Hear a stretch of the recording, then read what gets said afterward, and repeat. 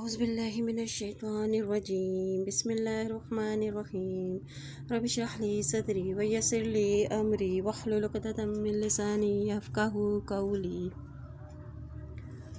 سيقول السفهاء من الناس ما ولاهم عن قبلتهم التي كانوا عليها قل الله المشرق والمغرب يهدي من يشاء إلى صراط مستقيم۔ جلد ہی بیوقوف لوگ یہ کہیں گے کہ ان مسلمانوں کو ان کے اس قبلے سے کس چیز نے پھیر دیا جس پر یہ تھے۔ کہہ دیجئے کہ مشرق و مغرب اللہ ہی کے لیے ہے، یعنی اصل بات اللہ کا حکم ہے۔ وہ جسے چاہتا ہے سیدھی راہ کی طرف ہدایت دیتا ہے، اور جسے تمہیں ہدایت دی، اور اسی طرح ہم نے تمہیں افضل امت بنایا تاکہ تم لوگوں پر گواہ اور رسول تم پر گواہ ہوں۔ اب یہ امامت امت وسط کو دی جا رہی ہے۔ اللہ کا شکر ہے کہ اس نے اس قرآن کو پڑھانے کا ہمیں موقع دیا۔ قبلے کی تبدیلی، اے نبی صلی اللہ علیہ وسلم، جس قبلے بیت المقدس پر آپ پہلے تھے، اسے تو ہم نے صرف یہ جاننے کے لیے مقرر کیا تھا کہ کون رسول کی پیروی کرتا ہے اور کون اپنی ایڑیوں کے پر پھر جاتا ہے۔ یعنی قبلے کی تبدیل کا مقصد بتا دیا گیا ہے کہ کون رسول کی پیروی کرتا ہے اور کون اپنی ایڑیوں کے پر پھر جاتا ہے۔ اور بے شک یہ قبلے کی تبدیلی بہت بھاری ہے کافروں پر، مگر ان لوگوں پر نہیں جنہیں اللہ نے ہدایت دی، اور اللہ ایسا نہیں کہ تمہارا ایمان ضائع کر دے۔ بے شک اللہ لوگوں پر بہت نرمی کرنے والا، بڑا رحم کرنے والا ہے۔ اور ہم نے آپ صلی اللہ علیہ وسلم کے چہرے کا بار بار آسمان کی طرف اٹھنا دیکھ رہے ہیں، تو ہم ضرور آپ کو اس قبلے کی طرف پھیر دیں گے، اور جسے آپ پسند کرتے ہیں۔ پھر آپ اپنا منہ مسجد الحرام کی طرف پھیر لیں، اور جہاں کہیں بھی تم ہو اپنا منہ اس کی طرف پھیر لو۔ یعنی اب یہ حکم دیا جا رہا ہے۔ اور بے شک یہ وہ لوگ جنہیں کتاب دی گئی ہے، اور وہ ضرور جانتے ہیں کہ بے شک یہ ان کے رب کی طرف سے حق ہے، اور اللہ سے غافل نہیں جو وہ عمل کر رہے ہیں۔ یعنی یہ تو انہیں معلوم ہی تھا کہ قبلے کی تبدیلی ہوگی۔ جو کہ بنی اسرائیل نے اپنی ذمہ داریوں کو پورا نہیں کیا، اپنے عہد کو پورا نہیں کیا، تو اللہ تعالیٰ نے ان سے وہ ذمہ داری لے کے اور وہ امامت بنی اسماعیل کو عطا کر دی۔ بے شک یہ ان کے رب کی طرف سے حق ہے، اور اللہ اس سے غافل نہیں جو وہ عمل کرتے ہیں۔ اے نبی صلی اللہ علیہ وسلم، اگر آپ ان لوگوں کے پاس ہر قسم کی نشانیاں لے آئیں جنہیں کتاب دی گئی ہے، تو بھی وہ آپ کے قبلے کی پیروی نہ کریں گے، اور نہ ہی آپ ان کے قبلے کی پیروی کرنے والے ہیں۔ اور ان میں سے کوئی گروہ دوسرے گروہ کے قبلے کی پیروی کرنے والا نہیں ہے۔ اور اگر آپ نے ان کی خواہشات کی پیروی کی اس کے علم کے بعد جو آپ صلی اللہ علیہ وسلم کے پاس آ چکا، تو یقیناً اس وقت آپ ظالموں میں سے ہو جائیں گے۔ جن لوگوں کو ہم نے کتاب دی وہ اس رسول کو ایسے پہچانتے ہیں جیسے کہ وہ اپنے بیٹوں کو پہچانتے ہیں، اور بے شک ان میں سے ایک گروہ ضرور حق کو چھپاتا ہے، حالانکہ وہ جانتا ہے۔ الحق من ربک فلا تکونن من الممترین، یہ حق ہے تمہارے رب کی طرف سے، لہٰذا اس کے متعلق تم ہرگز شک میں نہ پڑنا۔ تو کیا کرو، اور ہر ایک کے لیے ایک سمت ہے جس کی طرف وہ منہ پھیرتا ہے، لہٰذا تم نیکیوں میں ایک دوسرے سے آگے بڑھو۔ یعنی نیکیوں میں سبقت کیوں کریں کہ آخرت میں پوچھ ہوگی۔ شک سے بچنے کے لیے دینی مجالسوں میں وقت گزاریے، اور تم جہاں کہیں بھی ہو اللہ تم سب کو لے آئے گا۔ بے شک اللہ ہر چیز کو خوب جاننے والا، خوب قادر ہے۔ اور اے نبی صلی اللہ علیہ وسلم، آپ جہاں بھی نکلیں اپنا منہ مسجد الحرام کی طرف پھیر لیں، اور بے شک وہ آپ کے رب کی طرف سے حق ہے، اور اللہ اس سے غافل نہیں جو تم عمل کرتے ہو۔ اور آپ جہاں سے بھی نکلیں اپنا منہ مسجد الحرام کی طرف پھیر لیں، اور مسلمانوں تم جہاں کہیں بھی ہو اپنے منہ اسی کی جانب پھیر لو، تاکہ تمہارے خلاف لوگوں کے لیے کوئی حجت نہ رہے۔ ہاں، ان میں سے جنہوں نے ظلم کیا وہ باتیں کرتے رہیں گے، بس تم ان سے مت ڈرو، یعنی لوگوں کی باتوں کی پرواہ نہ کرو، اور مجھ سے ڈرو تاکہ میں تم پر اپنی نعمتوں کو پورا کروں، اور تاکہ تم ہدایت پا جاؤ۔ جیسے ہم نے تمہارے لیے تمہیں میں سے ایک رسول بھیجا، وہ تم پر ہماری آیاتیں تلاوت کرتا ہے اور تمہیں پاک کرتا ہے۔ یعنی وہ تمہاری تربیت کرتا ہے، تمہیں کتاب اور حکمت کی تعلیم دیتا ہے اور تمہیں وہ باتیں سکھاتا ہے جو تم نہیں جانتے۔ چنانچہ تم مجھے یاد کرو، میں تمہیں یاد کروں گا، تم میرا شکر ادا کرو میں اور میری ناشکری نہ کرو، یعنی نعمتوں کی قدر کرو۔ اے لوگو جو ایمان لائے ہو، تم صبر اور نماز کے ساتھ مدد مانگو۔ بے شک اللہ صبر کرنے والوں کے ساتھ ہے۔ صبر کیا ہے کہ بڑی ذمہ داری کا بوجھ اٹھانے کے لیے مشکلات آئیں گی، اللہ سے صبر اور نماز کے ساتھ مدد مانگیے۔ بے شک اللہ صبر کرنے والوں کے ساتھ ہے۔ اور جو لوگ اللہ کی راہ میں قتل کر دیے جائیں انہیں تم مردہ نہ کہو، بلکہ وہ تو زندہ ہے لیکن تم شعور نہیں رکھتے۔ اور ہم تمہیں کس قدر خوف اور بھوک سے، مالوں جانوں اور پھلوں کی کمی کر کے ضرور آزمائیں گے۔ اور صبر کرنے والوں کو خوشخبری دے دیجیے، یعنی ان کی کوششیں ضائع نہ ہوں گی۔ اور وہ لوگ جب انہیں کوئی مصیبت پہنچتی ہے تو وہ کہتے ہیں کہ بے شک ہم اللہ ہی کے لیے ہیں اور بے شک ہم اسی کی طرف لوٹنے والے ہیں۔ صبر کیا ہے؟ یعنی غم دکھ پریشانی میں اللہ کی قائم کردہ حدود میں رہنا۔ اولئک علیہم صلوات من ربہم ورحمۃ واولئک هم المہتدون۔ یہی وہ لوگ ہیں جن کے لیے ان کے رب کی طرف سے بخشش و رحمت ہے، اور یہی ہدایت یافتہ لوگ ہیں۔ بے شک صفا اور مروہ اللہ کی نشانیوں میں سے ہے۔ بس جو شخص بیت اللہ کا حج یا عمرہ کرے تو اس پہ کوئی گناہ نہیں کہ وہ ان دونوں کا طواف کرے، اور جو شخص خوشی سے کوئی نیکی کرے تو بے شک اللہ تعالیٰ قدر کرنے والا، خوب جاننے والا ہے۔ بے شک وہ لوگ ہمارے نازل کرتا صریح دلائل اور ہدایت کی باتوں کو چھپاتے ہیں، یعنی انہیں لوگوں تک نہیں پہنچاتے، اس کے بعد کہ ہم نے لوگوں کے لیے ان کو کتاب میں کھول کر بیان بھی کر دیا۔ یہ وہی لوگ ہیں جن پر اللہ لعنت کرتا ہے، اور سب لعنت کرنے والے بھی لعنت کرتے ہیں۔ لعنت کیا ہے؟ اللہ کی رحمت سے دوری۔ مگر وہ لوگ جنہوں نے توبہ کی اور اپنی اصلاح کر لی اور حق بات کو کھول کر بیان کیا تو وہی لوگ ہیں جن کی میں توبہ قبول کرتا ہوں، اور میں بہت زیادہ توبہ قبول کرنے والا اور بہت رحم کرنے والا ہوں۔ بے شک جن لوگوں نے کفر کیا اور اس حال میں مر گئے کہ وہ کافر ہی تھے تو وہی لوگ ہیں جن پر اللہ کی، فرشتوں کی اور سب لوگوں کی لعنت ہے، اور وہ اس لعنت میں ہمیشہ ہمیشہ رہیں گے، اور نہ تو ان سے عذاب ہلکا کیا جائے گا اور نہ ہی وہ مہلت دیے جائیں گے۔ اور تمہارا معبود ایک ہی ہے، اس کے سوا کوئی معبود نہیں، وہ نہایت ہی مہربان رحم کرنے والا ہے۔ بے شک آسمان اور زمین کی پیدائش میں، رات و دن کے بدل بدل کر آنے اور جانے میں، اور ان کشتیوں میں جو سمندروں میں ان چیزوں کو لیے چلتی ہیں اور جو لوگوں کو نفع دیتی ہیں، اور اللہ کے نازل کرتا آسمانی پانی میں کہ پھر اس کے ذریعے سے زمین کو جو مردہ ہو چکی تھی زندہ کیا، ان ہر قسم کے جانور میں جو اس نے زمین میں پھیلائے ہیں، اور ہواؤں کے پھیرنے میں اور بادلوں میں جو آسمانوں اور زمینوں کے درمیان پابند کر دیے گئے ہیں، عقل مندوں کے لیے اس میں نشانیاں ہیں۔ وَمِنَ النَّاسِ مَن يَتَّخِذُ مِن دُونِ اللَّهِ أَندَادًا يُحِبُّونَهُمْ كَحُبِّ اللَّهِ وَالَّذِينَ آمَنُوا أَشَدُّ حُبًّا لِلَّهِ وَلَوْ يَرَى الَّذِينَ ظَلَمُوا إِذْ يَرَوْنَ الْعَذَابَ أَنَّ الْقُوَّةَ لِلَّهِ جَمِيعًا وَأَنَّ اللَّهَ شَدِيدُ الْعَذَابِ۔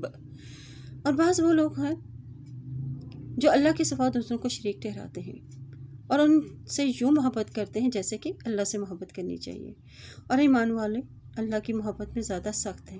اور جن لوگوں نے ظلم کیا اگر وہ اس وقت کو یعنی دنیا ہی میں ہے دیکھ لیں، جب وہ عذاب دیکھیں گے تو جان لیں گے کہ بے شک ساری قوت اللہ کے لیے ہے، اور یہ کہ بے شک اللہ تعالیٰ شدید عذاب دینے والا ہے۔ شرک کیوں کرتے ہیں لوگ؟ کیونکہ ایمان کی کمزوری ہوتی ہے، انسان جلد باز ہے، انسان کے اندر بہت ساری کمزوریاں ہیں، وہ اس باعث وہ سہاروں کو ڈھونڈتا رہتا ہے۔ پھر شرک سے بچنے کے لیے کیا کرنا چاہیے؟ یعنی اللہ اس کے رسول کی اطاعت کریں، قرآن و سنت پر عمل کریں۔ اور جب وہ لوگ جن کی پیروی کی گئی تھی ان لوگوں سے بیزار ہو جائیں گے جنہوں نے پیروی کی تھی، اور وہ عذاب کو دیکھیں گے اور ان کے تمام تعلقات کٹ جائیں گے۔ اور جن لوگوں نے پیروی کی تھی وہ کہیں گے کہ کاش، یعنی وہ حسرت کریں گے کہ کاش ہمارے لیے ایک بار پھر دنیا میں پلٹنا ہوتا تو ہم ان لوگوں سے اسی طرح بیزار ہو جائیں جس طرح وہ ہم سے بیزار ہو گئے ہیں۔ اللہ ان کے اعمال کو ناکام خواہش بنا کر ان کے سامنے اسی طرح دکھائے گا، اور وہ آگ کے عذاب سے نکلنے والے نہیں ہیں، یعنی قیامت کے دن ان کے اعمال ان کو کوئی فائدہ نہ دیں گے۔ या अय्युहन्नासु कुलू मिम्मा फिल अर्दि हलालन तय्यिबन वला तत्तबिउ खुतुवातिश शैतान इन्नहु लकुम अदुव्वुम मुबीन। ए लोगों, तुम उन चीज़ों में से खाओ जो ज़मीन में हलाल है और पाकीज़ा है। अब बताया क्या है कि क्या चीज़ें खाओ, हलाल और पाकीज़ा चीज़ें खाओ, और मत पैरवी करो शैतान के कदमों की, बेशक वो तुम्हारा खुला दुश्मन है। बस वो तो तुम्हें सिर्फ बुराई और बेहयाई का हुक्म देता है, और ये कि तुम अल्लाह के बारे में वो बातें कहो जो तुम नहीं जानते। और जब उनसे कहा जाता है कि तुम इस कुरान की पैरवी करो जो अल्लाह ने नाज़िल किया, तो कहते हैं कि नहीं, बल्कि हम तो उस चीज़ की पैरवी करेंगे जिस पर हमने अपने बाप दादा को पाया। क्या वो पैरवी करेंगे अगरचे उनके बाप दादा कुछ ना समझते हों और न ही उन्होंने राह पाई हो। और जिन लोगों ने कुफ्र किया, उनकी मिसाल इस शख्स की चीज़ जैसी है जो इस जानवर को पुकारता है जो पुकारने और चलाने के सिवा कुछ नहीं जानता। वो बहरे, गूंगे और अंधे हैं, इसलिए वो अक्ल नहीं रखते। ऐ लोगों जो ईमान लाए हो, तुम इन पाकीज़ा चीज़ों में से खाओ जो हमने तुम्हें रिज़्क़ के तौर पर दी हैं, और अल्लाह का शुक्र अदा करो अगर तुम उसकी इबादत करते हो। अल्लाह ने तो तुम पर सिर्फ मुर्दार खून, खंजीर का गोश्त और वो हराम चीज़ें हराम की हैं जिस पर अल्लाह के सिवा किसी का नाम पुकारा जाए। फिर जो शख्स मजबूर हो जाए जबकि वो सरकशी करने वाला और हद से गुजरने वाला ना हो, तो उस पर कोई गुनाह नहीं। बेशक अल्लाह बहुत बख्शने वाला और रहम करने वाला है। बेशक जो लोग अल्लाह की नाज़िल करता किताब में से कुछ बातें छुपाते हैं, उसके बदले थोड़ा सा माल लेते हैं और अपने पेटों में आग के सिवा कुछ नहीं भरते, क़यामत के दिन अल्लाह इनसे कलाम भी ना करेगा और न ही उन्हें पाक करेगा, और उनके लिए बहुत दर्दनाक अज़ाब होगा। और वही लोग हैं जिन्होंने हदायत के बदले गुमराही और बख्शिश के बदले अज़ाब खरीदा है, चुनांचे वो आग पर किस तरह कदर सब्र करने वाले हैं। इसलिए बेशक अल्लाह ताला ने हक़ के साथ किताब नाज़िल फरमाई है, और बेशक जिन लोगों ने किताब में इख्तिलाफ़ किया वो मुखालफत में बहुत दूर निकल गए हैं। नेकी ये नहीं कि तुम अपने मुँह मशरिक़ या मगरिब की तरफ फेर लो, बल्कि नेकी तो उस शख्स की है जो अल्लाह पर, आखिरत पर के दिन पर, फरिश्तों पर, आसमानी किताबों पर और नबियों पर ईमान लाते हैं। यानी यहाँ पे नेकियों का मेयार बता दिया गया है। और माल से मोहब्बत के बावजूद उसे रिश्तेदारों, यतीमों, मस्कीनों और मुसाफिरों और सवाल करने वालों और गर्दनें चुराने वालों के लिए हज करते हैं, और नमाज काम करते हैं, ज़कात अदा करते हैं। और नेकी उनकी भी है जो जब अहद कर लें तो फिर उसे पूरा करते हैं, और तंग दस्ती और तकलीफ़ में और लड़ाई के वक्त सब्र करते हैं। वही लोग सच्चे हैं और वही परहेज़गार हैं। या अय्युहल्लज़ीना आमनू कुतिबा अलैकुमुल क़िसासु फ़िल क़त्ला अल हुर्रु बिल हुर्रि वल अब्दु बिल अब्दि वल उन्सा बिल उन्सा फमन उफ़िया लहू मिन अख़ीही शैउन फत्तिबाउन बिल मअरूफ़ि व अदाउन इलैहि बिइहसानिन ज़ालिका तख़फ़ीफ़ुम मिन रब्बिकुम व रहमह फमन अतदा बअद ज़ालिका फ़लहू अज़ाबुन अलीम। ऐ लोगों जो ईमान लाए हो, कत्ल हो जाने वालों के मामले में तुम्हारे लिए बराबर का बदला लेना फ़र्ज़ कर दिया गया है। अब क़िसास क्या है? यानी वो सज़ा जिसमें मुजरिम के साथ वही कुछ किया जाए जो उसने किसी के साथ किया है, खून के बदले खून, अज़ू के बदले अज़ू। अब आज़ाद के बदले आज़ाद, यानी जिसने कत्ल किया है उसे भी कत्ल कर दिया जाए। ग़ुलाम के बदले ग़ुलाम, औरत के बदले औरत, और जिस पर कातिल को उसका भाई यानी मकतूल का वली कुछ क़िसास माफ़ कर दे तो मारूफ़ तरीके से तबा यानी दीद का मुतालबा हो, तो अच्छे तरीके से दीद की अदायगी भी हो। ये तुम्हारे रब की तरफ से तख़फ़ीफ़ है और रहमत है। अभी इसके बाद जिस शख्स ने ज़्यादती की यानी दीद भी ले ली और फिर कत्ल भी कर दिया, इसके लिए दर्दनाक अज़ाब है। और ए अक्ल वालों, तुम्हारे लिए बराबर का बदला लेने ही में ज़िंदगी है ताकि तुम कत्ल व गारत से बचो। कुतिबा अलैकुम इज़ा हदरा अहदकुमुल मौतु इन तरका खैरनिल वसिय्यतु लिल वालिदैनि वल अक़रबीना बिल मअरूफ़ि हक़्क़न अलल मुत्तक़ीन। तुम पर फ़र्ज़ कर दिया गया है कि जब तुम में से किसी को मौत आने लगे, अगर वो माल छोड़े जा रहा है तो वालिदैन और रिश्तेदारों के लिए मारूफ़ तरीके से वसीयत करे। ये मुत्तक़ीन पर लाजिम है। फिर जो शख्स इस वसीयत को सुन लेने के बाद बदल दे तो उसका गुनाह उन्हीं लोगों पर होगा जो उसे बदल लेंगे। बेशक अल्लाह खूब सुनने वाला, खूब जानने वाला है। फिर अगर किसी को वसीयत करने वाले की तरफ से हक तलफी या किसी गुनाह का डर हो तो वो इसमें से सुलह करा दे तो उस पर कोई गुनाह ना होगा। बेशक अल्लाह बख्शने वाला और रहम करने वाला है। ऐ लोगों जो ईमान लाए हो, तुम पर रोज़े फ़र्ज़ कर दिए गए हैं جس طرح ان لوگوں پر فرض کر دیے گئے تھے جو تم سے پہلے تھے، تاکہ تم متقی بن جاؤ۔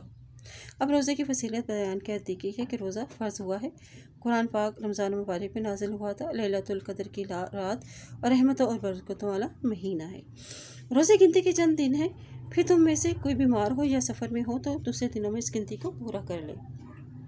اور جو لوگ روزے رکھنے کی طاقت رکھتے ہوں پھر نہ رکھیں تو اس کا فدیہ ایک مسکین کو کھانا کھلانا ہے۔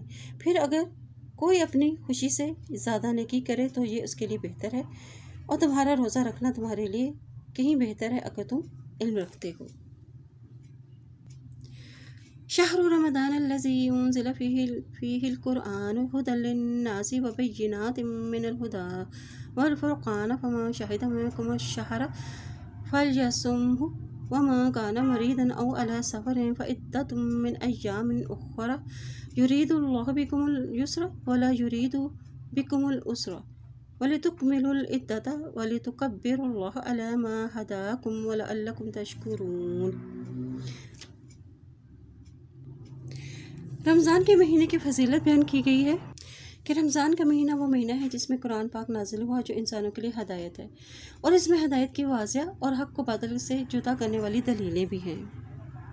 اور پھر تم میں سے جو شخص اس مہینے کو پائے تو اسے چاہیے کہ وہ اس مہینے کے روزے رکھے، اور جو شخص بیمار ہو یا سفر پر ہو اور دوسرے دنوں میں گنتی کو پورا کر لے۔ اللہ تمہارے لیے آسانی چاہتا ہے اور تمہارے لیے تنگی نہیں چاہتا، اور تاکہ تم گنتی کے دن پورے کرو، گنتی کے روزے پورے کرو، اور اس پر اللہ کی بڑائی کو بیان کرو کہ اس نے تمہیں ہدایت دی، اور تاکہ تم اس کا شکر ادا کرو۔ شکر کس بات کا؟ کہ اللہ تعالیٰ نے تمہیں نیکی کرنے کا موقع فراہم کیا۔ اور اے نبی صلی اللہ علیہ وسلم، جب میرے بندے آپ سے میرے بارے میں سوال کریں تو بے شک میں قریب ہوں، میں دعا کرنے والے کی دعا قبول کرتا ہوں۔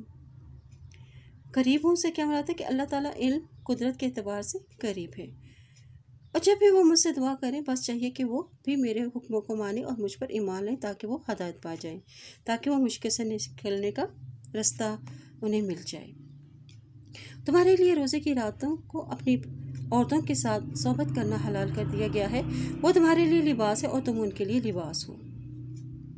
اللہ نے جان لیا کہ بے شک تم اپنے آپ سے خیانت کرتے ہو، چنانچہ اس نے تم پر توجہ فرمائی اور تمہیں معاف کر دیا، اس لیے اب تم ان سے ہم بستری کر سکتے ہو، اور اللہ نے تمہارے لیے جو لکھا ہے وہ تلاش کرو اور کھاؤ اور پیو، حتیٰ کہ تمہارے لیے صبح کی سفید دھاری کالی دھاری سے واضح اور روشن ہو جائے، پھر تم روزے کو رات تک پورا کرو، اور جب تم مسجدوں میں اعتکاف بیٹھو تو اپنی عورتوں سے ہم بستری نہ کرو، یہ اللہ کی حدود ہیں، لہٰذا تم ان کے قریب مت جاؤ۔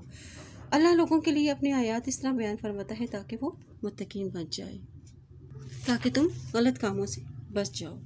وَلَا تَأْكُلُوا أَمْوَالَكُمْ بَيْنَكُمْ بِالْبَاطِلِ وَتُدْلُوا بِهَا إِلَى الْحُكَّامِ لِتَأْكُلُوا فَرِيقًا من اموال الناس بالاسم وانتم تعلمون۔ اور تم اپنے مال آپس میں ناجائز طریقے سے نہ کھاؤ، یعنی جھوٹ سے، سود، رشوت سے، خیانت سے، اور انہیں حاکموں کے پاس نہ لے جاؤ تاکہ تم لوگوں کے مالوں میں سے کچھ مال گناہ کے ساتھ کھاؤ۔ یعنی کیا حکم دیا جا رہا ہے کہ روزے میں حلال تو چھوڑ دیتے ہو، حرام کاموں سے بھی دور رہو۔ اے نبی صلی اللہ علیہ وسلم، آپ سے چاند کے احوال کے متعلق سوال کرتے ہیں، یعنی چاند کا گھٹنے اور بڑھنے کے بارے میں۔ کہہ دیجئے وہ لوگوں کے لیے اور حج کے لیے اوقات مقررہ ہیں، اور نیکی یہ نہیں کہ تم اپنے گھروں میں ان کے پچھواڑے کی طرف سے آؤ، بلکہ نیکی تو یہ ہے کہ آدمی پرہیزگاری اختیار کرے اور تم اپنے گھروں میں ان کے دروازوں سے آؤ، اور تم اللہ سے ڈرو تاکہ تم فلاح پا جاؤ۔ یعنی حج کے لیے جب احرام کی حالت میں ہو تو اس کو حکم دیا گیا ہے کہ تم اپنے گھروں میں سامنے سے آؤ، پچھواڑے سے نہیں، یعنی پچھلی طرف سے۔ لوگ پہلے زمانے میں یہ اصول تھا کہ وہ احرام کی حالت میں پھر گھر کے سامنے سے نہیں آتے تھے، پچھواڑے سے، پچھلے رستے سے گھر میں داخل ہوتے تھے۔ اور حکم دیا گیا ہے کہ تم اللہ کی راہ میں ان لوگوں سے لڑو، یعنی جہاد کرو جو تم سے لڑتے ہیں، اور تم زیادتی نہ کرو، بے شک اللہ تعالیٰ زیادتی کرنے والوں کو پسند نہیں کرتا۔ اور تم انہیں جہاں کہیں بھی پاؤ اور ان کو قتل کر دو، اور تم انہیں نکال دو جہاں سے انہوں نے تمہیں نکالا، اور فتنہ قتل سے زیادہ سخت گناہ ہے۔ اور تم ان سے مسجد حرام کے پاس نہ لڑو یہاں تک کہ وہ اس میں سے تم سے لڑیں، پھر اگر وہ تم سے لڑیں تو تم انہیں قتل کر دو۔ ایسے کافروں کی یہی سزا ہے۔ یعنی اللہ کی مسجدوں کی حرمتوں کو برقرار رکھو، مسجدوں میں لڑائی جھگڑے سے بچیں، پھر اگر وہ باز آ جائیں تو بے شک اللہ تعالیٰ بخشنے والا ہے اور رحم کرنے والا ہے۔ اور ان سے جنگ کرو یہاں تک کہ فتنہ باقی نہ رہے اور دین صرف اللہ ہی کے لیے ہو جائے، پھر اگر وہ باز آ جائیں تو ظالموں کے سوا کسی پر بھی زیادتی جائز نہیں۔ فتنے کی ایک صورت یہ بھی ہے کہ اللہ پر ایمان لانے کے بعد اس کا انکار کر دیا جائے۔ الشہر الحرام بالشہر الحرام والحرمات قصاص فمن اعتدى علیکم فاعتدوا علیہ بمثل ما اعتدى علیکم واتقوا اللہ واعلموا ان اللہ مع المتقین۔ تم پر ماہ حرام کی پابندی ان کی طرف سے ہے، ماہ حرام کی پابندی کے بدلے میں ہے، اور حرمتیں بدلے کی چیزیں ہیں، بس جو کوئی تم پر زیادتی کرے تو تم اس کے برابر اس پر زیادتی کرو، اور جو زیادتی اس نے تم پر کی ہے اللہ سے ڈرو اور جان لو کہ بے شک اللہ تعالیٰ پرہیزگاروں کے ساتھ ہے۔ اور تم اللہ کی راہ میں حج کرو، اپنے ہاتھ ہلاکت کے کاموں میں نہ ڈالو، اور تم نیکی کرو، یقیناً اللہ تعالیٰ نیکی کرنے والوں کو پسند کرتا ہے۔ اور تم حج اور عمرہ اللہ کے لیے پورا کرو، یعنی اپنی شہرت کے لیے نہیں، دکھاوے کے لیے نہیں۔ پھر اگر تمہیں راستے میں روک لیا جائے تو قربانی کے لیے جو میسر ہو وہ قربانی کر دو، اور اپنے سر نہ منڈاؤ حتیٰ کہ قربانی اپنے حلال ہونے کی جگہ تک پہنچ جائے۔ پھر اگر کوئی شخص بیمار ہو یا اس کے سر میں کوئی تکلیف ہو تو سر منڈوانے والے ہوں تو کیا کریں کہ وہ فدیہ میں روزے رکھے یا صدقہ دے دے یا قربانی کر لے۔ پھر جب تم امن میں آ جاؤ، تم حج سے پہلے مکے پہنچ جاؤ، تو تم میں سے جس نے حج کے احرام تک عمرے کا فائدہ اٹھایا وہ احرام کھول کر جو میسر ہو قربانی کرے۔ پھر جو شخص قربانی کو نہ پائے تو 3 دن کے روزے حج کے دنوں میں روزے رکھ لے، اور ساتھ اس کے بعد جب تم گھر میں لوٹ آؤ۔ یہ پورے 10 روزے ہیں۔ یہ حکم اس شخص کے لیے ہے جس کے گھر والے مسجد حرام کے پاس نہ رہتے ہوں۔ اور تم اللہ سے ڈرو اور جان لو بے شک اللہ تعالیٰ سخت سزا دینے والا ہے۔ حج کے مہینے معلوم اور مقرر ہیں، چنانچہ جس شخص نے ان مہینوں میں حج کو لازم کر لیا تو حج کے دوران میں وہ جنسی باتیں نہ کریں اور اللہ کی نافرمانی بھی نہ کریں اور کسی سے جھگڑا بھی نہ کریں، اور جو نیک کام تم کرتے ہو اللہ تعالیٰ سے جانتے ہیں، اور حج کے لیے ذات راہ لے لو، یعنی تیاری کر کے جاؤ، تجارت بھی کر سکتے ہو، یہ جائز ہے۔ اور بے شک بہترین ذات راہ کیا ہے؟ تقویٰ ہے، یعنی تقویٰ اختیار کرنا عقل مندی کی علامت ہے۔ تقویٰ اختیار کرنا عقل مندی کی علامت ہے، اس لیے تقویٰ اختیار کرو، اور اسے کہ تم پر کوئی گناہ نہیں کہ تم حج کے دوران اپنے رب کا فضل تلاش کرو۔ پھر جب تم عرفات سے لوٹو تو مشعر حرام کے پاس اللہ کو یاد کر لو، تو مشعر حرام کے پاس اللہ کو یاد کرو، اور تم اس سے اسی طرح یاد کرو جس طرح اس نے تمہیں ہدایت دی، اور یقیناً اس سے پہلے تم گمراہوں میں سے تھے۔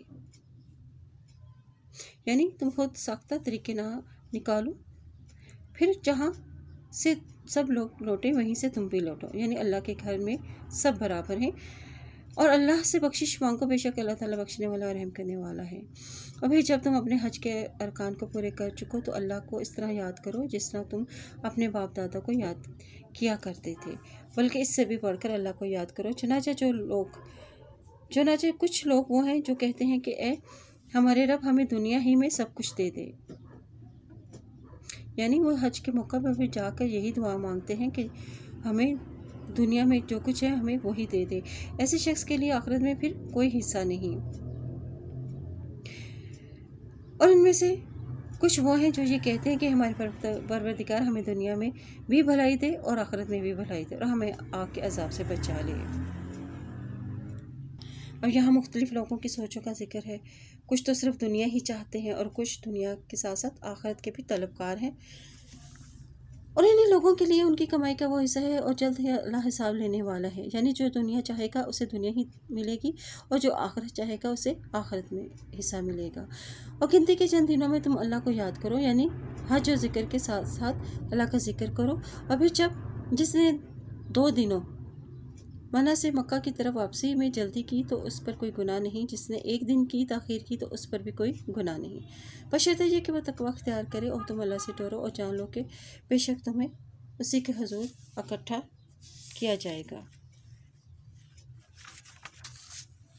ومن الناس من يعجبك قوله في الحياة الدنيا ويشهد الله على ما في قلبه وهو ألد الخصام۔ اور اے نبی صلی اللہ علیہ وسلم، لوگوں میں کوئی تو ایسا ہے کہ آپ کو اس کی بات دنیا کی زندگی میں بہت بھلی لگتی ہے، اور جو کوئی اس کے دل میں ہے، جو کچھ بھی اس کے دل میں ہے، اس پر وہ اللہ کو گواہ ٹھہراتا ہے، حالانکہ وہ سخت جھگڑالو ہے، اور جب وہ پلٹتا ہے تو کوشش کرتا ہے کہ زمین میں فساد پھیلائے۔ اور کیا کرتا ہے ایسا جھگڑالو شخص؟ یعنی وہ زمین پہ فساد پھیلاتا ہے، کھیتوں اور نسلوں کو تباہ کر کے، اور اللہ فساد کو پسند نہیں کرتا۔ اور جب اسے کہا جاتا ہے کہ تو اللہ سے ڈر، تو اس کا غرور اسے گناہ پر ابھارتا ہے، یعنی پھر وہ ضد میں آ جاتا ہے۔ چنانچہ ایسے شخص، ایسے متکبر شخص کے لیے جہنم میں کافی ہے، اور یقیناً وہ بہت برا ٹھکانہ ہے۔ اور لوگوں میں سے کوئی ایسا بھی ہے جو اللہ کی رضامندی حاصل کرنے کے لیے اپنے آپ کو اس کے ہاتھ بیچ ڈالتا ہے، اور اللہ اپنے بندوں پر بہت شفیق ہے۔ اے لوگوں جو ایمان لائے ہو، تم اسلام میں پورے کے پورے داخل ہو جاؤ، یعنی اسلام کو مکمل طور پر اپنا لو۔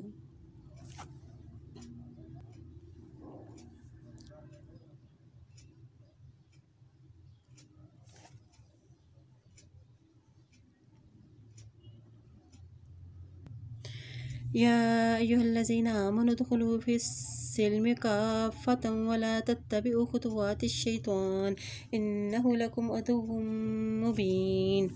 اے لوگوں جو ایمان لائے ہو، تم اسلام میں پورے کے پورے داخل ہو جاؤ، یعنی مکمل طور پر اسلام کو اپنا لو۔ یہ حکم دیا جا رہا ہے، اور کیا حکم دیا گیا ہے؟ کہ تم شیطان کے قدموں کی پیروی مت کرو، بے شک شیطان تمہارا کھلا دشمن ہے۔ پھر اگر تمہارے پاس واضح دلائل آ جانے کے بعد بھی تم پھسل جاؤ، تو جان لو کہ بے شک اللہ تعالیٰ غالب ہے، خوب حکمت والا ہے۔ کیا اب وہ اس انتظار میں ہے، یعنی ان تمام نصیحتوں کے باوجود، کہ اللہ ان پر بادلوں کے سائے میں ان کے سامنے چلا آئے، اور فرشتے بھی ان کے معاملے کا فیصلہ ہی کر ڈالا جائے؟ آخر سارے معاملات اللہ ہی کی طرف لوٹائے جاتے ہیں۔ اور پوچھیے بنی اسرائیل سے کہ ہم نے انہیں کتنی واضح نشانیاں دی تھیں، اور جو کوئی اللہ کی نعمتیں پا لینے کے بعد اسے بدل دیتا ہے تو بے شک اللہ تعالیٰ سخت سزا دینے والا ہے۔ اور جن لوگوں نے کفر کیا، ان کے لیے دنیا کی زندگی سجا دی گئی ہے، اور وہ ان لوگوں میں سے مذاق کرتے ہیں جو ایمان لائے ہیں، اور جو لوگ متقی ہیں وہ قیامت کے دن ان سے بلند مرتبہ ہوں گے، اور اللہ جسے چاہتا ہے بغیر حساب رزق دیتا ہے۔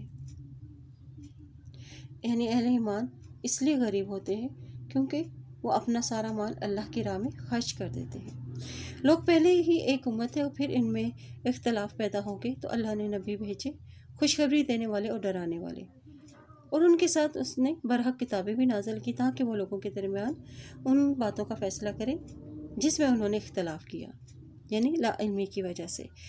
اور اس میں اختلاف انہی لوگوں نے آپس کی ضد سے کیا۔ یہاں پہ اختلاف کی وجہ بتا دی گئی ہے، جنہیں کتاب دی گئی تھی حالانکہ ان کے پاس واضح دلیل آ گئی تھی۔ پھر جو ایمان لے آئے انہیں اللہ نے اپنے حکم سے اس حق کا راستہ دکھا دیا جس پہ لوگوں نے اختلاف کیا تھا۔ اللہ تعالیٰ جسے چاہتا ہے سیدھا راستہ دکھاتا ہے۔ یعنی اب یہاں سے کیا بات پتہ چلتی ہے کہ جب اختلافات ہوں تو پھر کیا کیا جائے؟ اللہ کی طرف رجوع کیا جائے، قرآن و سنت پر عمل کیا جائے۔ کیا تمہیں خیال ہے کہ تم یوں ہی جنت میں داخل ہو جاؤ گے؟ یعنی جنت کا راستہ اتنا آسان ہے کہ تم یوں ہی جنت میں داخل ہو جاؤ گے؟ حالانکہ ابھی تک تو تمہیں ان لوگوں کی مانت یعنی مشکلات تو تمہیں کوئی پیش ہی نہیں آئی جو تم سے پہلے گزری ہیں، یعنی ایمان والوں پر ان کو سختی اور تکلیف پہنچی ہے، اور وہ ہلا ڈالے گئے، اور یہاں تک کہ رسول اور وہ لوگ جو ان پر ایمان لائے تھے کہنے لگے کہ اللہ کی مدد کب آئے گی؟ آگاہ رہو، بے شک اللہ کی مدد قریب ہے۔ اے نبی صلی اللہ علیہ وسلم، لوگ آپ سے سوال کرتے ہیں کہ وہ کیا خرچ کریں، یعنی اللہ کے راستے میں، نیکی کے کاموں میں۔ کہہ دیجئے اپنے مال میں سے جو بھی خرچ کرو تو اپنے والدین، رشتہ داروں، یتیموں، مسکینوں اور مسافروں کے لیے خرچ کرو، اور تم جو بھی بھلائی کرو گے بے شک اللہ سے خوب جاننے والا ہے۔ یعنی وہاں دو جہاں تمہیں نہیں ملتا، یہی سب سے بڑی نیکی ہے۔ کتب علیکم القتال وہو کرہ لکم وعسی ان تکرہوا شیئا وہو خیر لکم وعسی ان تحبوا شیئا وہو شر لکم واللہ یعلم وانتم لا تعلمون۔ مسلمان مکے میں تھے تو انتظار میں تھے، اور جب مدینہ میں آئے تو اب فرض کیا کہ تمہیں جو چیز ناپسند ہو، یعنی اب جہاد تم پر فرض کر دیا گیا ہے تو تم اسے ناپسند کرتے ہو، یعنی تم پر جہاد فرض کر دیا گیا ہے اور تمہارے لیے ناگوار ہے۔ جنگ کرنا فرض کفایہ ہے، ایک کرے تو وہ سب کی طرف سے ہی ہو جاتا ہے، اور ممکن ہے کہ تم جس چیز کو ناپسند کرو اور تمہارے لیے بہتر ہو، اور یہ بھی ممکن ہے کہ تم کسی چیز کو پسند کرو اور وہ تمہارے لیے بری ہو، اور اللہ جانتا ہے تم نہیں جانتے۔ اے نبی صلی اللہ علیہ وسلم، لوگ آپ سے حرمت والے مہینوں کے بارے میں پوچھتے ہیں۔ اب حرمت والے مہینے کیا ہیں؟ رجب، ذوالقعدہ، ذی الحج اور محرم، کہ اس میں لڑائی کیسی ہے؟ کہہ دیجئے کہ اس میں لڑائی کرنا بہت بڑا گناہ ہے، اور لوگوں کو اللہ کے راستے سے روکنا بھی، اور اللہ کے ساتھ کفر کرنا، اور مسجد حرام سے روکنا، اور حرم کے رہنے والوں کو وہاں سے نکالنا اللہ کے نزدیک اس سے بھی بڑا گناہ ہے۔ فتنہ انگیزی قتل سے کہیں بڑا گناہ ہے، اور وہ کافر تو ہمیشہ تم سے لڑتے ہی رہیں گے، یہاں تک کہ اگر ان کا بس چلے تو وہ تمہیں تمہارے دین سے بھی پھیر دیں گے، اور تم میں سے جو شخص اپنے دین سے پھر جائے، پھر وہ حالت کفر میں ہی مر جائے، تو انہی لوگوں کے اعمال دنیا اور آخرت دونوں میں برباد ہوگی، اور وہ لوگ دوزخی ہیں، اور وہ اس میں ہمیشہ ہمیشہ رہیں گے۔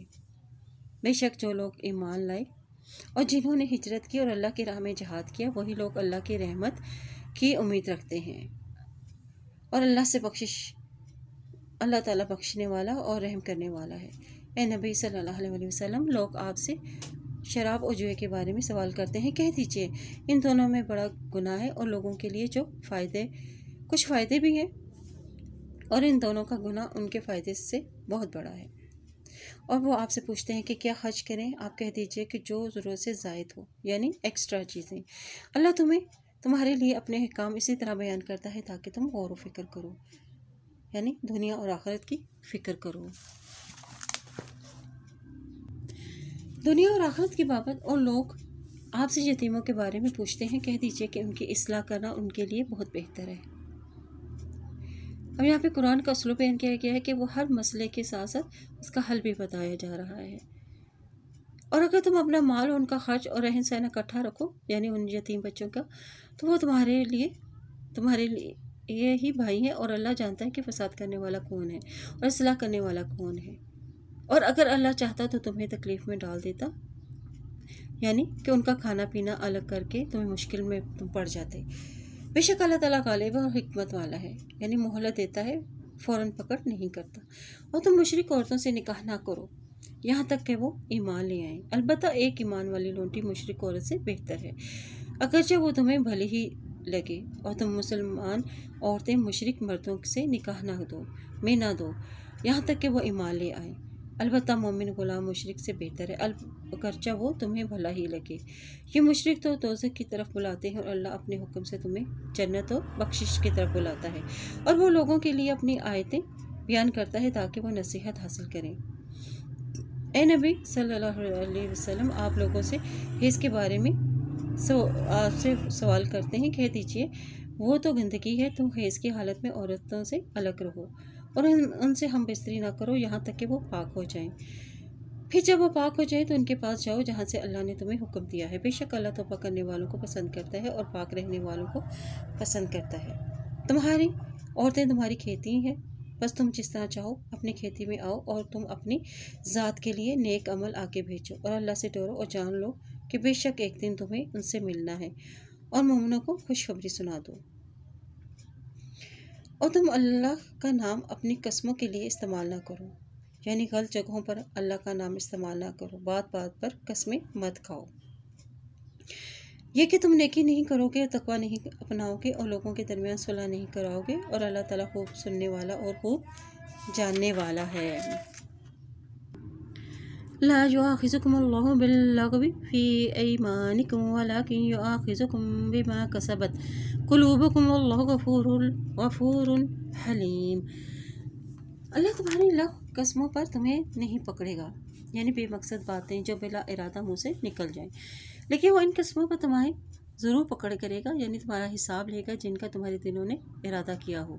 اللہ بہت بخشنے والا، نہایت حوصلے والا ہے۔ اور جو لوگ اپنی عورتوں کے پاس نہ جانے کی قسم کھا لیتے ہیں، انہیں چاہیے کہ 4 ماہ انتظار کریں، پھر اگر وہ رجوع کر لیں تو وہ بے شک اللہ تعالیٰ بخشنے والا اور رحم کرنے والا ہے۔ اور اگر انہوں نے طلاق ہی کی ٹھان لی ہو تو بے شک اللہ تعالیٰ خوب جاننے والا اور خوب سننے والا ہے۔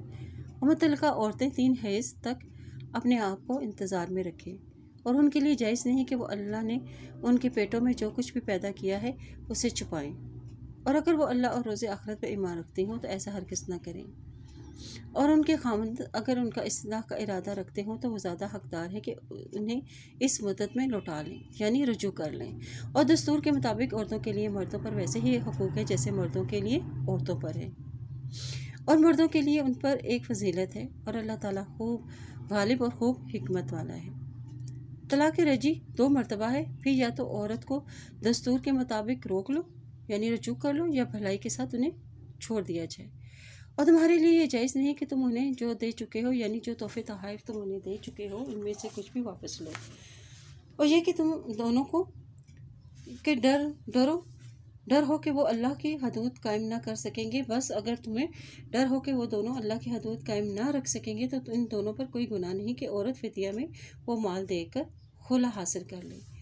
یہ اللہ کی حدود ہے، سو تم ان سے آگے نہ بڑھو، اور جو لوگ اللہ کی حدود سے تجاوز کرتے ہیں وہی ظالم ہیں۔ پھر اگر وہ خاوند اسے تیسری طلاق دے دے، یعنی طلاق بائنہ، تو اس کے بعد وہ عورت اس کے لیے حلال نہیں یہاں تک کہ وہ اس کے علاوہ کسی اور خاوند سے نکاح کر لے۔ پھر اگر وہ بھی اسے طلاق دے دے تو ان دونوں یعنی سابقہ میاں بیوی پر کوئی گناہ نہیں کہ وہ آپس میں رجوع کر لیں، اگر وہ دونوں خیال کریں کہ اللہ کی حدود قائم رکھ سکیں گے۔ اور یہ اللہ کی حدود ہیں، وہ انہیں ان لوگوں کے لیے بیان کرتا ہے جو علم رکھتے ہیں، یعنی جو اللہ کی حدودوں کو جانتے ہیں۔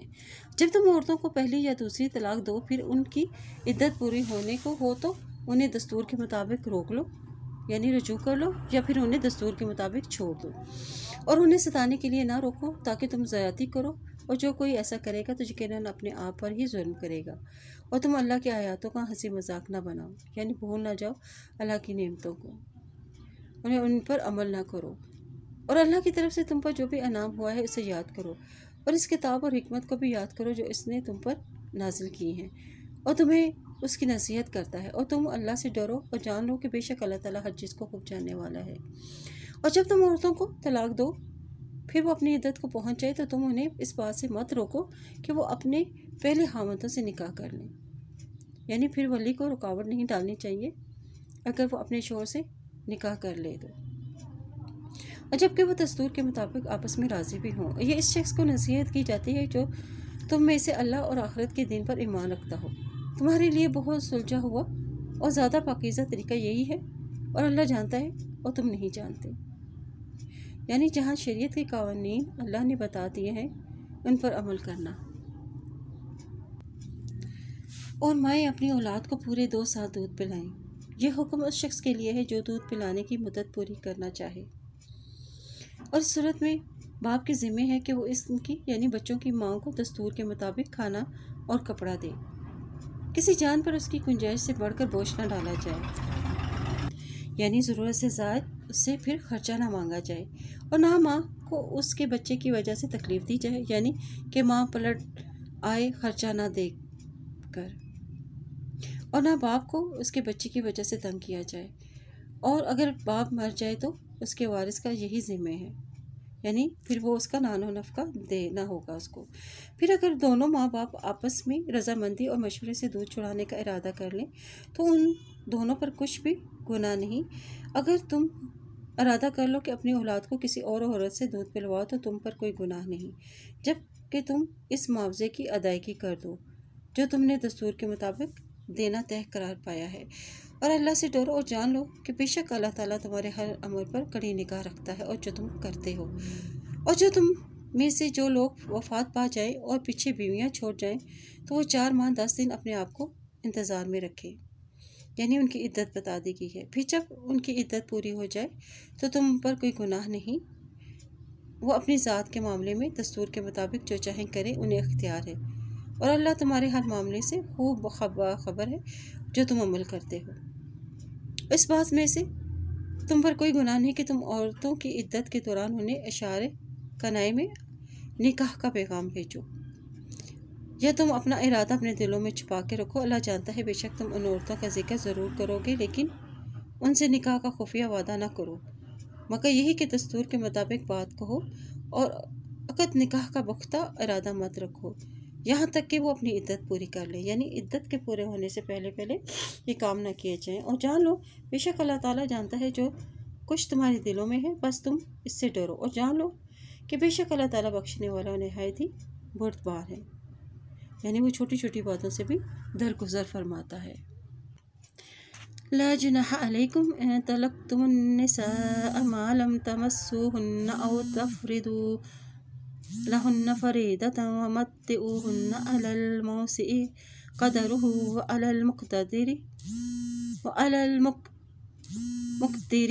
قدره متاعا بالمعروف حقا على المحسنین۔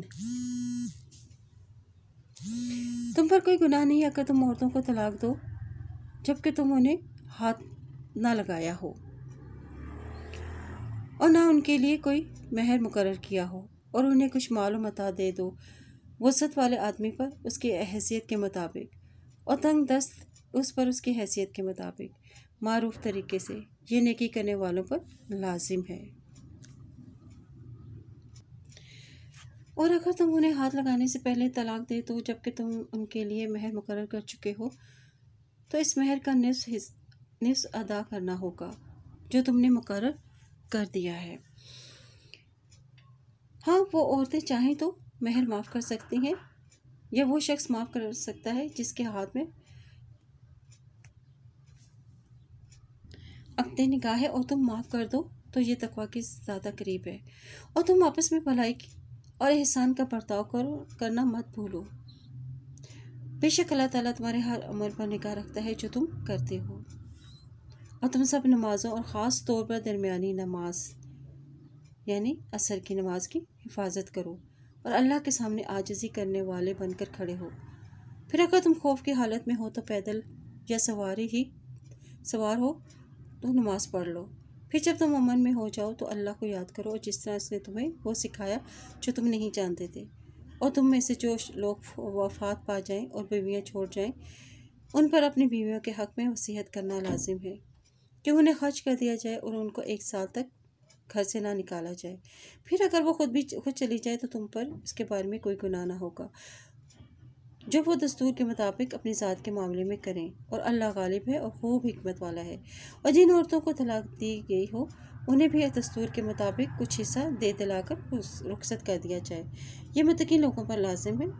اللہ اسی طرح تمہارے لیے اپنی آیات بیان کرتا ہے تاکہ تم سمجھو۔ أَلَمْ تَرَ إِلَى الَّذِينَ خَرَجُوا مِن دِيَارِهِمْ وَهُمْ أُلُوفٌ حَذَرَ الْمَوْتِ فَقَالَ لَهُمُ اللَّهُ مُوتُوا ثُمَّ أَحْيَاهُمْ إِنَّ اللَّهَ لَذُو فَضْلٍ عَلَى النَّاسِ وَلَكِنَّ أَكْثَرَ النَّاسِ لَا يَشْكُرُونَ۔ اے نبی صلی اللہ علیہ وسلم، کیا آپ نے ان لوگوں کو نہیں دیکھا جو اپنے گھروں سے موت کے ڈر سے نکلے، اور وہ کئی ہزار تھے؟ بس اللہ نے ان سے کہا کہ تم مر جاؤ، پھر اس نے ان کو زندہ کر دیا۔ بے شک اللہ تعالیٰ لوگوں پر فضل کرنے والا ہے، لیکن اکثر لوگ شکر ادا نہیں کرتے۔ اور تم اللہ کی راہ میں لڑو اور جان لو کہ بے شک اللہ تعالیٰ خوب جاننے والا اور خوب سننے والا ہے۔ مَن ذَا الَّذِي يُقْرِضُ اللَّهَ قَرْضًا حَسَنًا فَيُضَاعِفَهُ لَهُ أَضْعَافًا كَثِيرَةً وَاللَّهُ يَقْبِضُ وَيَبْسُطُ وَإِلَيْهِ تُرْجَعُونَ۔ کون ہے جو اللہ کو قرض حسنہ دے؟ قرض حسنہ کیا ہے؟ یہ وہ قرض ہے جو اللہ کے دین کی خاطر دیا جاتا ہے۔ اور یہ کیسے خرچ کیا جائے؟ یعنی اچھی نیت، اچھی سوچ اور دل کی خوشی کے ساتھ خرچ کیا جائے۔ پھر وہ اللہ وہ مال اس کے لیے کئی گنا بڑھا دے گا، اور اللہ ہی تنگی کرتا ہے اور فراخی کرتا ہے، اور تم اسی کی طرف لوٹائے جاؤ گے۔ اے نبی، کیا آپ نے موسیٰ علیہ السلام کے بعد بنی اسرائیل کی ایک جماعت نہیں دیکھی جب انہوں نے اپنے نبی سے کہا کہ آپ ہمارے لیے ایک بادشاہ مقرر کر دیں تاکہ ہم اللہ کی راہ میں لڑیں؟ اس نے کہا ممکن ہے کہ اگر تم پر جہاد فرض کر دیا گیا تو تم جہاد نہ کرو۔ انہوں نے کہا کہ آخر ہمیں کیا ہوا ہے کہ ہم اللہ کی راہ میں نہ لڑیں جبکہ ہمیں اپنے گھروں اور اپنے بیٹوں سے نکال دیا گیا ہے۔ پھر جب ان پر لڑنا فرض کر دیا گیا تو ان میں سے تھوڑے سے لوگوں کے سوا سب پھر گئے، اور اللہ ظالموں کو خوب جانتا ہے۔ اور ان کے نبی نے ان سے کہا کہ بے شک اللہ نے تمہارے لیے طالوت کو بادشاہ مقرر کر کیا ہے۔ انہوں نے کہا کہ ہم اس کی بادشاہی کیسے ہو سکتی ہے جبکہ ہم بادشاہی کے اس سے زیادہ حقدار ہیں۔ وقال لهم نبيهم إن الله قد بعث لكم طالوت ملكا قالوا أن يكون له الملك علينا ونحن أحق بالملك منه ولم يؤت سعة من المال قال إن الله اصطفاه عليكم وزاده بسطة في العلم والجسم والله يؤتي ملكه من يشاء والله واسع عليم۔ اور ان کے نبی نے ان سے کہا کہ بے شک اللہ تعالیٰ نے تمہارے لیے طالوت کو بادشاہ مقرر کیا ہے۔ انہوں نے کہا کہ ہم پر اس کی بادشاہی کیسے ہو سکتی ہے جبکہ ہم بادشاہی کے لیے اس سے زیادہ حقدار ہیں اور اسے مال کی وسعت بھی نہیں ملی۔ یعنی اعتراض کی وجہ انہوں نے بتائی کہ یہ کیسا لیڈر ہے، یہ تو مالدار ہی نہیں۔ اس نے کہا بے شک اللہ نے اسے تم پر چن لیا ہے اور اسے علم اور جسم دونوں میں زیادہ کشادگی دی ہے، اور اللہ جسے چاہتا ہے اپنا ملک عطا کرتا ہے، اور اللہ بڑا وسعت والا اور خوب جاننے والا ہے۔ یعنی بنی اسرائیل کے نزدیک بڑائی کا معیار کیا تھا؟ مال و دولت تھا۔ تکبر کی وجہ سے ہمیں دوسروں کی برائیاں نظر نہیں آتی ہیں۔ تکبر کیا ہے کہ دوسروں کو کمتر سمجھنا، اور اسی تکبر کی بنا پر دوسروں میں اچھائیاں ہمیں نظر نہیں آتی۔ وقال لهم نبيهم إن آية ملكه أن يأتيكم التابوت فيه سكينة من ربكم وبقية مما ترك آل موسى وآل هارون تحمله الملائكة إن في ذلك لآية لكم إن كنتم مؤمنين۔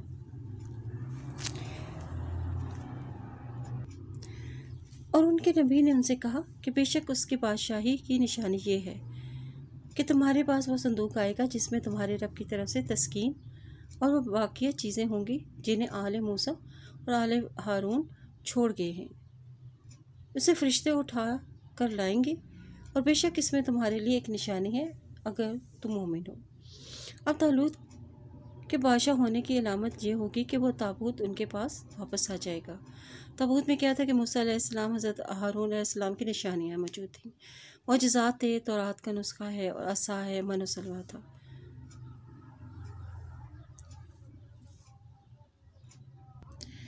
فلما فصل طالوت بالجنود قال إن الله مبتليكم بنهر فمن شرب منه فليس مني ومن لم يطعمه فإنه مني إلا من اغترف غرفة بيده فشربوا منه إلا قليلا منهم فلما جاوزه هو والذين آمنوا معه قالوا لا طاقة لنا اليوم بجالوت وجنوده قال الذين يظنون أنهم ملاقو الله كم من فئة قليلة غلبت فئة كثيرة بإذن الله والله مع الصابرين۔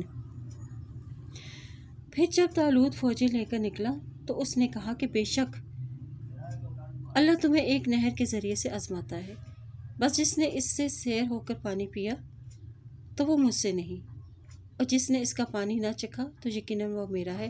ہاں کوئی اپنے ہاتھ سے ایک آدھ چلو بھر لے تو کوئی حرج نہیں۔ پھر ان میں سے تھوڑے لوگوں کے سوا سب نے اس نہر کا پانی پی لیا۔ اور پھر جب طالوت نے وہ نہر پار کر لی، ان لوگوں نے بھی جو اس کے ساتھ ایمان لائے تھے تو انہوں نے آپس میں کہا کہ آج ہم میں جالوت اور اس کی فوجوں کے خلاف لڑنے کی طاقت نہیں۔ جب انسان کو پیٹ بھر کے پانی پی لیتا ہے پھر اس میں ہمت اور طاقت نہیں رہتی ہے۔ اور وہ لوگ جو اس بات کا یقین رکھتے تھے کہ بے شک وہ اللہ سے ملنے والے ہیں انہوں نے کہا کہ کئی بار چھوٹی سی جماعت اللہ کے حکم سے بڑی جماعت پر غالب آ گئی اور اللہ صبر کرنے والوں کے ساتھ ہے۔ اور جب وہ جالوت اور اس کی فوجوں کے مقابلے پر نکلے تو انہوں نے دعا کی، ربنا افرغ علینا صبرا وثبت اقدامنا وانصرنا علی القوم الکافرین، کہ اے ہمارے رب ہم پر صبر ڈال دے اور ہمارے قدم جمائے رکھ اور اس کافر قوم کے مقابلے میں ہماری مدد فرما۔ بس مومنوں نے اللہ کے حکم سے کافروں کو شکست دی اور داؤد علیہ السلام نے جالوت کو قتل کر دیا، اور اللہ تعالیٰ نے داؤد علیہ السلام کو بادشاہی اور حکمت عطا فرمائی اور جو چاہا اسے سکھایا۔ اور اگر اللہ انسانوں کے ایک گروہ کو دوسرے گروہ کے ذریعے سے ہٹاتا نہ رہتا تو یقیناً ساری زمین کا نظام ہی بگڑ جاتا، لیکن اللہ دنیا والوں پر بڑا فضل کرنے والا ہے۔ یہ اللہ کی آیات ہیں، ہم حق کے ساتھ آپ پر ان کی تلاوت کرتے ہیں، بے شک آپ رسولوں میں سے ہیں۔ تلک آیات اللہ نتلوها علیک بالحق وانک لمن المرسلین۔ یہ سنت الہی ہے کہ وہ انسانوں کے ایک گروہ کے ذریعے سے دوسرے گروہ کے ظالم اور اقتدار کا خاتمہ فرماتا رہتا ہے۔ اگر وہ ایسا نہ کرے اور ایک ہی گروہ کو ہمیشہ اقتدار اور قوت دیتا رہتا تو دنیا فساد اور ظلم سے بھر جاتی۔ سبحانک اللہم و بحمدک اشہد ان لا الہ الا انت استغفرک و اتوب الیک۔